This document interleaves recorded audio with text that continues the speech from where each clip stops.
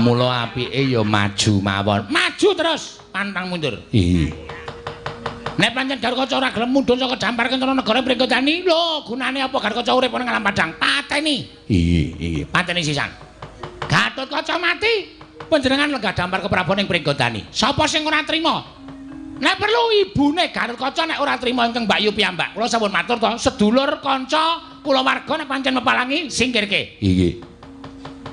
Ingkang Mbak Yu mepalangi anggen patuko badhe lenggah dampar negari Pringgodani, pejahi. Oh iya, ngestahaken dawuh. Werkudara ora trima, pateni.